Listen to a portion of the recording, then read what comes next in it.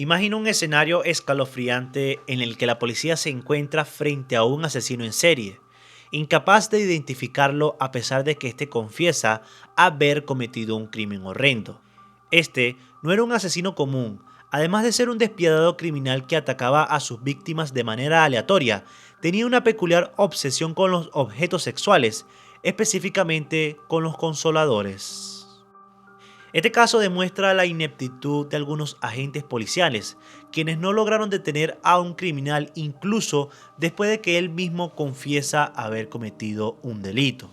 Si los oficiales hubieran actuado de manera adecuada, podían haber evitado más tragedias. Te invito a que te quedes en este video para que descubras cómo un asesino en serie se burló de la policía, ganándose el apodo del asesino del consolador. Esta historia se desarrolla en Estados Unidos, específicamente en Hillsborough, California, durante una noche de celebración de fin de año en el año 2007. Las calles estaban alborotadas, con personas bebiendo y disfrutando de la festividad que reinaba en el lugar. En la comisaría de Hillsborough, los oficiales estaban cansados de lidiar con individuos ebrios y atender casos sin fin.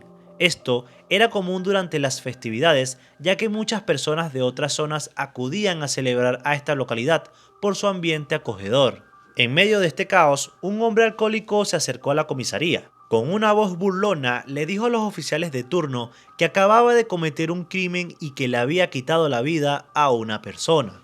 Uno de los oficiales, en tono de broma, le respondió que si eso era cierto, ¿qué más le había hecho a la persona? Aquel borracho, sin inmutarse, afirmó que no era la primera vez que lo hacía y que en este crimen había dejado una pista en el cuerpo de la víctima.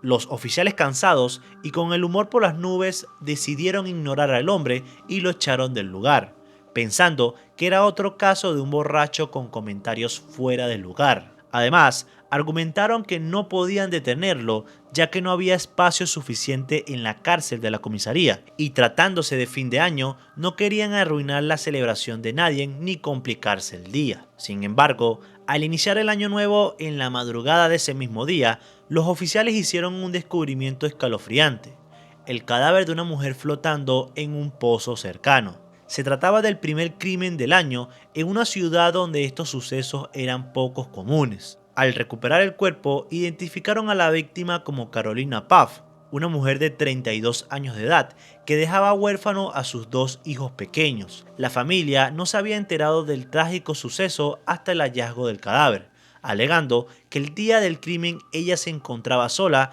ya que sus hijos habían pasado la fiesta de Año Nuevo con los padres de ella. El hallazgo del cadáver fue realizado por un morador del lugar, quien mientras caminaba por la zona se topó con el cuerpo sin vida. Al darse cuenta de lo que había encontrado, decidió llamar a las autoridades para que acudieran a recogerlo. Una vez que levantaron el cadáver, los investigadores confirmaron que Carolina Puff había sido estrangulada antes de ser arrojada al pozo. Su cuerpo presentaba múltiples golpes, pero lo que más impactó a los oficiales fue el descubrimiento de un aparato sexual escondido dentro de su sostén, un claro mensaje del asesino hacia las autoridades. Inicialmente, los oficiales pensaron que podía ser un chiste cruel o un acto de un asesino burlón.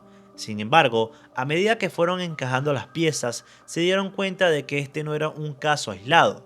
El crimen de Carolina Puff tenía similitudes inquietantes con un caso ocurrido 2 años antes, donde se había encontrado el cadáver de Jessica Paisa, una mujer que había sido estrangulada en su cama mientras dormía. El cuerpo de Jessica Paisa fue descubierto 10 días después de su muerte y, al igual que Carolina, también fue hallado con un objeto sexual. De manera cruel, a Jessica le habían dejado un consolador metido en su boca, como si quisieran enviar un mensaje claro a las autoridades de que el asesino tenía el control. En su vivienda no se encontraron huellas ni señales de violación, lo que hacía creer que la persona que le quitó la vida había planeado todo meticulosamente. La similitud entre estos dos casos levantó serias preguntas entre los oficiales. Ambas víctimas habían sido estranguladas y, aunque no habían sido abusadas sexualmente, la forma en que se presentaron los cuerpos sugería que el asesino actuaba por placer y satisfacción personal al quitarle la vida a alguien. Los investigadores creían que estos dos crímenes estaban relacionados, no solo por los patrones de asesinato, sino también porque ambos ocurrieron a tan solo 8 kilómetros de distancia. Este tipo de casos no era común en la localidad, que históricamente había sido un lugar tranquilo donde tales atrocidades no ocurrían. En ese momento, el caso de Angélica seguía abierto y sin resolver, ya que no se habían encontrado pruebas ni sospechosos. Las únicas pistas disponibles indicaban que el asesino había irrumpido en su casa durante la madrugada mientras ella dormía. El asesinato de Carolina Pfaff obligó a las autoridades a revivir el caso de Jessica Paisa, ya que las similitudes eran demasiado evidentes. La presencia del objeto sexual en ambas escenas les hacía sospechar que estaban ante un posible asesino en serie. Por todo esto, los oficiales decidieron nombrar a este asesino en serie como el asesino del Consolador. Los policías comenzaron a recordar al hombre borracho que había merodeado por la fiesta de fin de año en la jefatura del condado. Pronto se dieron cuenta de su error al haberlo dejado libre sin un proceso de revisión o seguimiento del caso. Sin pistas claras, los oficiales de turno recordaron que el hombre tenía tatuajes distintivos típicos de algunos militares que habían prestado servicio.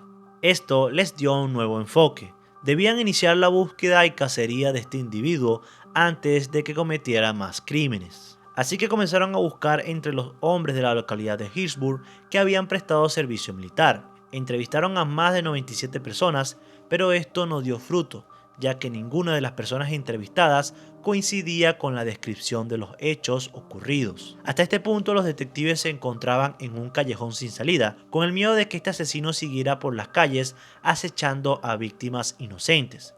Sin embargo, 7 meses después de haber encontrado el cadáver de Carolina Pfaff, una mujer presentó una denuncia en el condado de Mendocino, donde aseguró que un sujeto la había estado acosando con un objeto sexual y que intentó agredirla. Afortunadamente, en un momento de suerte, la mujer logró liberarse de su atacante y corrió para pedir ayuda. En la rueda de reconocimiento, esta mujer logró marcar a Eusebio González, un salvadoreño de 45 años de edad que llevaba más de 17 años en Estados Unidos y que además había prestado servicio militar en los años 90. Eusebio vivía en el condado de Mendocino, a 140 kilómetros de distancia, donde se hallaron los cadáveres de estas dos mujeres. Él se ganaba la vida trabajando como remolcador de coches. Los oficiales de Hillsborough se trasladaron de inmediato al lugar para entrevistar a Eusebio, ya que lo habían reconocido como aquel hombre borracho que se había presentado en la jefatura alegando que había asesinado a alguien. Al principio, Eusebio negó cualquier participación, pero cuando obtuvieron la orden de allanamiento de su casa, los oficiales hicieron un descubrimiento espeluznante y aterrador. Dentro de su hogar encontraron múltiples consoladores, todos de diferentes tamaños y colores. Algunos estaban nuevos de paquetes, mientras que otros ya habían sido usados por él mismo. Esto evidenciaba la obsesión del sujeto por este tipo de objetos. Aunque esto no era prueba suficiente para inculparlo, se pudo relacionar a Eusebio con el crimen, ya que el día de los hechos se encontraba en Hillsborough, debido a que tuvo que remolcar algunos automóviles hacia este condado. Todo esto se pudo comprobar. Además, se descubrió que no era la primera vez que había agredido a una mujer. En el año 2001 pagó una condena de 2 años por golpear a una trabajadora sexual luego de que ésta se negara a complacer sus fetiches sexuales. Cuando comenzaban las averiguaciones para poder inculparlo, los oficiales recibieron una impactante noticia, y es que Eusebio se había ahorcado en la prisión donde estaba detenido.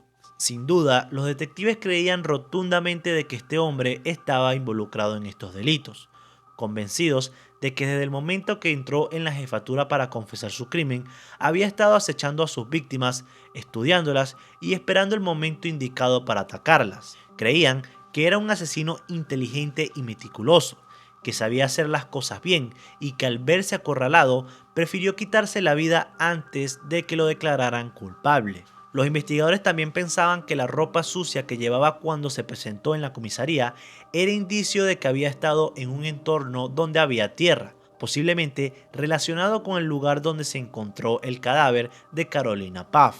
Los oficiales creían que Eusebio podría haber estado involucrado en más crímenes. Incluso llegaron a creer que ella había hecho esto en su país natal, y que si no lo hubieran atrapado, sin duda alguna seguiría cometiendo este tipo de atrocidades, ganándose así el infame título del asesino del Consolador. La captura de Eusebio no solo cerró un capítulo oscuro en la historia de Hillsborough, sino que también dejó una profunda reflexión sobre la importancia de tomar en serio cada pista y cada confesión por más inverosímil que parezca.